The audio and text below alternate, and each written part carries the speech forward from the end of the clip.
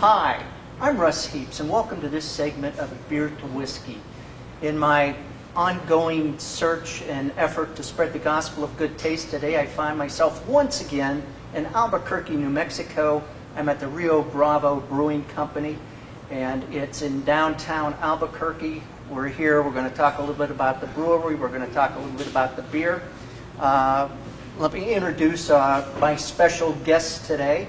We have with us Denise Baker, and next to her is her husband, Randy Baker, and they are the owners of Rio Bravo. Sitting across from me, we have Austin Georgette, and I'm a little fuzzy on exactly what he does. He fills out paperwork and makes beer. That's kind of what he told me. I'm sure it's a more glamorous title than that. But let's just kick this thing off. Guys, how'd the brewery get started? How'd you get going down this road? Well, it started a few decades ago. You're not going to do the log cabin thing, are you? No, we could possibly. Okay. I'm not going to go quite back that far. But, I think just the love of beer and family, and my wife and I have we raised 5 kids. We've had a love of beer and just social networking. I've been a home brewer myself for over 30 years. Made some wine and distilled some spirits. Maybe I shouldn't be talking about that now, but that was 30 years ago. But I think just the love of being a beer consumer and connoisseur, and our love for traveling basically helped spawn some of this. We went to Ireland one year, 2004. Visited quite a few pubs. We've been to Boston, to the home of Cheers, where they filmed the original show. And I think one of the things that I always wanted to do when I got out of construction, or just in my senior years, is own a brewery or a pub where you could, visit with friends and visit with people. And I think that kind of transcended down. We found this piece of property in 2014. It's an old Firestone tire rubber building, and we decided that this was going to be the home for our brewery. Obviously, Rio Bravo is a regional sort of name. Was there anything special, any special consideration that went into that? We live in a part of Albuquerque where Rio Bravo is a main street in that part of town. But being a fan of John Wayne and the movie Rio Bravo, it just seemed the Rio Grande, as it leaves the United States and goes into Mexico, is considered is called Rio Bravo, and the name just kind of resonated with the tough and tumble part of the West that we live in, and just seemed to be very befitting of the company. Just as a full disclosure thing, I do have family in Albuquerque, and I get to Albuquerque a couple of times a year, so I've been coming to this brewery for a couple of years, and have always enjoyed it, and glad that finally I'm getting to do a segment here. Austin, okay, tell me a little bit about what you do here. I design recipes, make some beer, do some paperwork. Every bit as glamorous as you made it sound to begin with. Yep. Try to do the logistics and figuring things out, and just make sure that this place always has premium product. Were you a home brewer before you got mixed up here? Yes, I started home brewing at 17 years old, where my brother sort of showed me the ropes, fell in love with it, and wanted to pursue that and open up my own brewery growing up. Went to college for brewing, got a biology degree, got a brewing certificate. The passion never left, and had a great opportunity here and pounced upon it. Did you brew beer while you were in college? Yeah. You must have been very popular. You could say. I might have had a kegger or two, I don't know. That's pretty good. I can't imagine. I wished I'd thought of that when I was in college. But it didn't matter. I went to school in Ohio, and when I went to school, if you were 18, you could drink what they called near beer, which is basically the same alcohol count of most of the domestic big beers. So you didn't need that, but I always wish that I had done that. Denise, what's your role here? Other than owner, I do most of the marketing, and I work in conjunction with Randy to try to develop our branding and bring people in here. It's a large facility. It's 14,000 square feet. We have, we call ourselves, we're not just a brewery, we're a destination. because we have a huge beer garden in the back that can hold up to 400 people. We have a barrel room where we can have private meetings, and we do on-site canning and brewing, which you can view from both the barrel room and from here in our tap room. My job is just to keep getting people down here. We call her the hammer just because she's the one that cracks the whip on everybody else. So Yeah. I never want to be called to her office at any time. So. I guess having 5 kids, it really prepared me for this because I feel like I have a larger family, and you never know what's coming up that day. Randy, you mentioned, and Denise, you just mentioned it again, that you raised 5 children. Are any of them involved here, or are they looking at this as something they're going to do at some point? Unfortunately, yes and yes. 3 of them currently are working here. One more on a full-time basis. She's helps Austin in the back. She makes the cream soda and root beer that we serve here. She helps with It's Lindsay. packaging the products. Lynn's our middle child, the one that's more like me than the rest of them, unfortunately. Jennifer does a lot of our He's our marketing manager. marketing and Twitter and social media account Right. holder. And then the baby, who's finishing college this year, works here part-time as a server. And just back up where we need them if we have an event going on here. So, you know, we've got them interested in the business. We hope that they find the desire to take it over so I can quit and do something else someday. But So for right great now, we're all research. having fun. What would you do?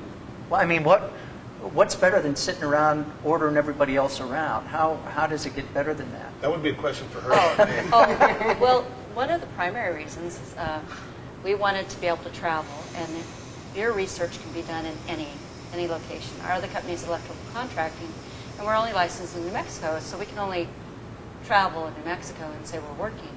But we've been to Europe and Alaska and different parts of the world and call it beer research.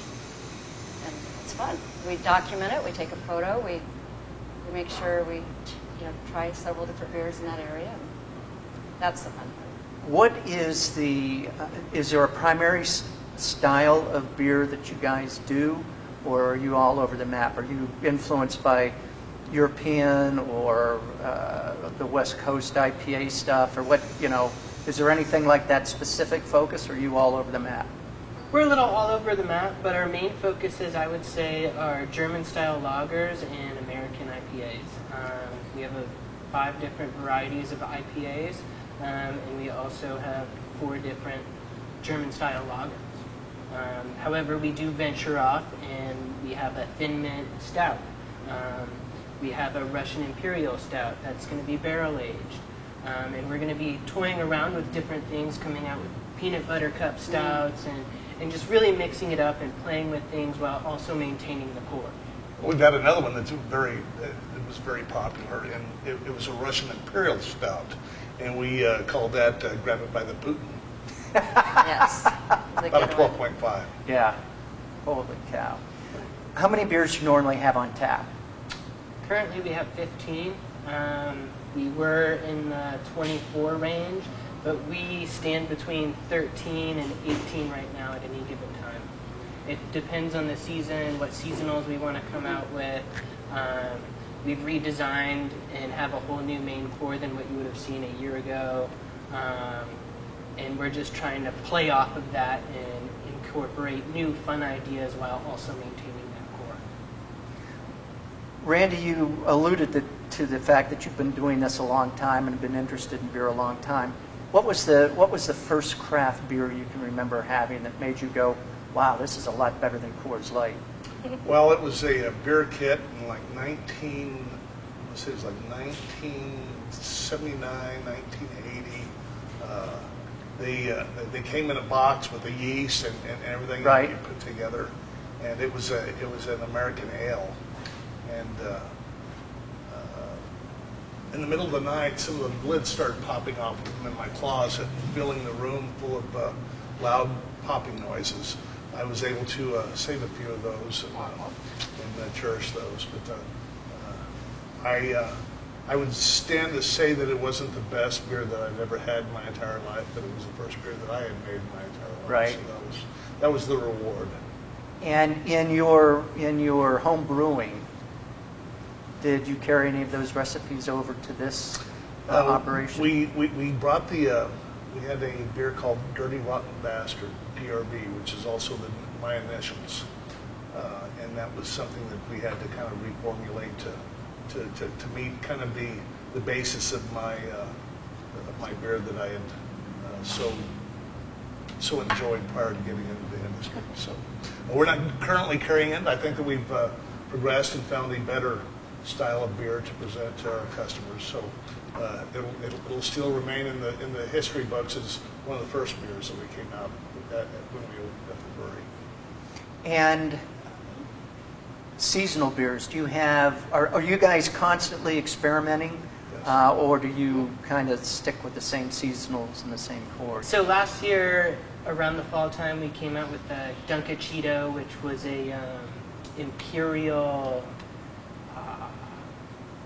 something. It was Biscochito inspired. I think it was an Imperial Dunkelweizen that had Biscochitos incorporated with it, so big notes of cinnamon and anise. This year, we're deciding to switch basis and do what we're going to call the Basic Witch, which is going to be a pumpkin spice latte, so to speak. So it's going to be a pumpkin beer that has latte or coffee and some lactose in it for sweetness and creaminess. And we're going to put that in a can and put it on the market. It's just going to be a little test launch this year. And next year might be something completely different. We might go back to Dunkachito. We might go back to Basic Witch.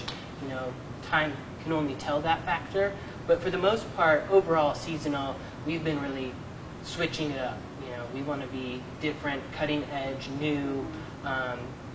We don't want to be like everybody else. We want to be ahead of the ball. Sure. Yep. So, with your canning, obviously you're distributing outside of the brewery itself. Are you outside of Albuquerque? What's your distribution area? Currently, the whole state of New Mexico is our distribution area. We have a distribution partner, Admiral Beverage Company, here in Albuquerque, and they reach all the surrounding areas throughout New Mexico. And we're right in the middle of the process of talking to some outside of the state distributors to carry some of our product. And who names the beers? Is that a It's joint a group effort. I think it's a group Yeah. effort. Somebody comes up with a name and we throw it out on the floor, or it's like spaghetti. Throw it against the wall. If it sticks, it works. If it doesn't, then we go on to something else. All right, let's talk about what we have in front of us here a little bit. starting from lightest to darkest, we have our Sindit, which is a Czech Pilsner. We developed this beer keeping in mind that we want something that's super crushable, true to style though, something you can shotgun. If you get our can that's on the market with the name Sindit, we have a double barrel shotgun in the bottom corner. I think it's super drinkable. I think it's delicious. That's customer service right there. Well, we'll have to show you a can soon. We grab a can. Yes. We also have our all-day IPA, which is going to be called the Lobo Louie IPA soon. It's just a session IPA, light, crisp, hop forward, hop flavor, not too bitter. It's pretty much Sindit, but more hops. Okay, the Pilsner, what's the ABV? Do you know? 4.5. 4.5. And this one? 4.7. Thank you. 25 IBUs in the all-day and 15 in the Sindit. Really? There's only 15 in here. That's the all-day, so that's 25. Okay. So light, crisp, not too bitter, and there's just that typical hot grapefruit flavor, subtle, nothing overwhelming. Here, we send it. Something my mom can drink and not get mad about. Yeah, it's a good mom drink. I think it's good everybody drink. No, I think this is the one you go to when you want to have more than just two couples Sure. or so. Because Beer you with flavor. Yeah. Yep. Yeah, it's a lake beer or Take an 18-pack to the golf course. But it has Yeah, so much more exactly. flavor than some of the. what's everybody else Non-craft. going to drink? I'm sorry. As I know. I was a wine drinker originally, and I'm learning to appreciate craft beers. And so this is more on my level for drinking. But I really like the experimental ones that you're coming up with, like the Cheeto and the sours. And So I think it takes a palate. I may never get to the end where the high IPAs are, but I'm learning to appreciate it. And I drank and I won't name the beer, a light beer, when we were out of town, and I couldn't believe it just tasted like water. Yeah. You know, so I guess I'm learning. Yeah. Yeah. Here's our little X on the thing. It's pretty cool, huh? Shotgun feature. This is. I'll show it here because you can see it better. Here's the little X. So when you're going to shotgun, that's where you pop the can. These guys think of everything. Okay, so what's the one in the middle? That's our hazy IPA. It's Freak Juice. You'll notice one here. it's got big notes of grapefruit. You might get a little bit of pineapple, mango in there as well. This beer actually won a bronze medal at the Australian Beer Awards, which is an international competition. Also, not too long ago, it went into the New Mexico IPA Challenge. And this is just our sort of flagship hazy IPA that we have on the market for $9.99. Super premium deal. It's a premium product, but it's also at a premium price. ABV? 6.0. 40 IBUs. Still not crazy. Nope, we're just shooting for that creaminess, not bitter, but all that hop flavor. So when I first started drinking craft beer, when I was first introduced, I had Sierra Nevada's Pale Ale. And unlike the Coors Light that I had prior to that, I was just like, wow, that has like marijuana-like hop flavor or flavor, and that was really neat to me. So being able to have, Colorado. being inspired to say, to have that sort of different, not bitterness, Right. and have that sort of grapefruit or orange, tropical, these flavors come from hops was just crazy to me. And so that's why, you know, a lot of hazies are like that. But that's my favorite style of beer. You could tell in the excitement in his eyes. I can, yeah. Well, you need a guy who makes beer who's excited about what he's making. So I think that's. He's even more excited when he drinks it. Yeah, That I was know. one of the primary reasons. He just had such enthusiasm and love for the craft beer, and I think that you have to have that to be a good brewer. Right. You've really got to love experimenting, kind of like a mad scientist, you know, in there. I really get the citrus on the finish of this. When it's down, it's, you know, I really get it on the back of my tongue. Yeah, an interesting thing I've noticed, because we've made this, you know, we've had to turn this over a couple times, and each time, unfortunately, we're getting different crop years of hops that are probably most likely coming from different lots and Sure. different areas. So sometimes our batch is super grapefruit forward, other times it's super pineapple, orange forward. Unfortunately, that's just something that, as on the brewing side, we have to deal with, but maybe in the future we'll be in a point in time where we're able to really select our crop and find the variety and be able to keep targeting that same flavor Yeah. profile each time we Yeah. move forward. And this is. That's our Marzen. It's our seasonal beer right now. It came out not too long ago. It's our Oktoberfest, you could say.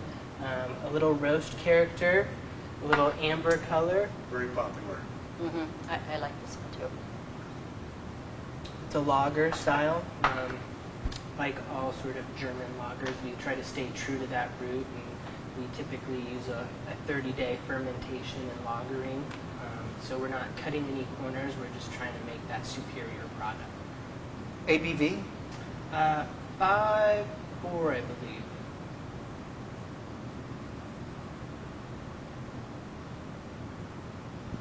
But it's got a little bit of caramel notes, a little toffee notes, a little sweet, but a little roasty at the same time. Super drinkable. This, is, in my opinion, is every bit as crushable as this Mhm. Pilsner is. Mm-hmm. And you would look at it and go, yeah, that won't be the case. It's very drinkable. Very smooth. Good finish. Now these two and then our El Lobo cherry wheat are perfect for the beginning craft brewer drinker, I guess. Beer drinker, craft beer drinker. That's the good record. The drinker. The drinker, let's just say the drinker. The virgin Yes. craft. Yes, that's how, it's a great segue into hops. And we've actually had people come in here and say, I don't like IPAs. I don't want any of them. And we've done a taste, and then they've decided which one is their favorite, and it was, lo and behold, the IPA, and they just couldn't believe it because they think of it as just as overpowering, strong. But as you can tell from what Austin makes, there's different levels. Well, and there is anyway. West Coast and East Coast IPAs aren't really the same.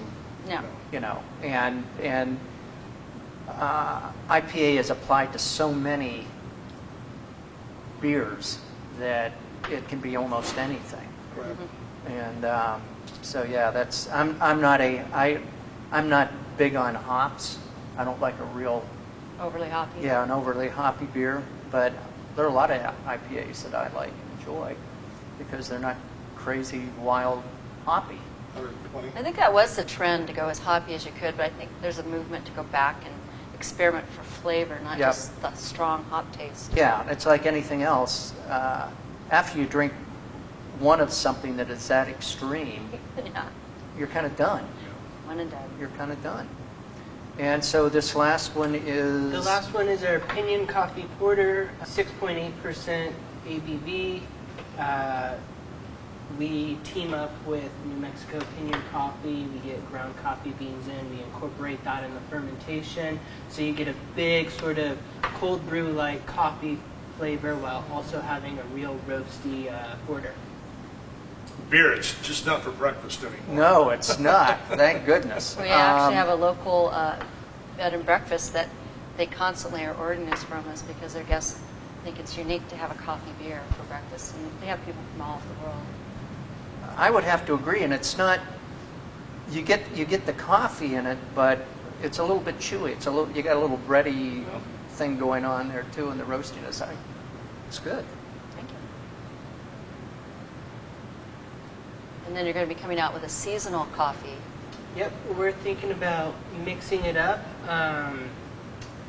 Pinion Coffee Porter, this company, they mix up their coffee styles. They have coconut coffee coming out. They have seasonal coffee blends. So, as a brewery, why not experiment with those seasonals? Why not have a albino stout with coffee in it, or Right. a white stout or something like that, a clear stout, you could say. I really like this one. Yeah, that's my wheelhouse. Browns and porters and stouts. Oh my. Well, then one you didn't try, tell about the El Lobo Rojo. Our El Lobo Rojo is a cherry wheat.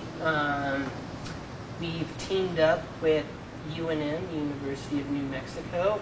So any beer 6-pack that you purchase, a portion of those proceeds go towards UNM Athletics, which is amazing for them. It's amazing for us. We get to co-brand this.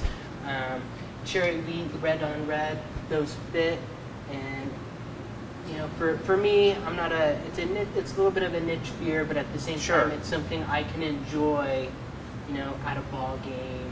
It's unique to that area. It's not, your typical light American ale or anything like that. But we try to support local as much as we can, and this is another way that we do that. And that's where Nice. Lobo Louis comes in. We did this last year. Lobo Louis IPA we'll be doing, release probably in 2 weeks also. And again, so now we'll have 2 beers for the university. You've got to try a sample of that too. Yeah. I have to send you a can. If I have to, Yeah. for me it's just work. That's you asked what Randy's title is. It's really quality control.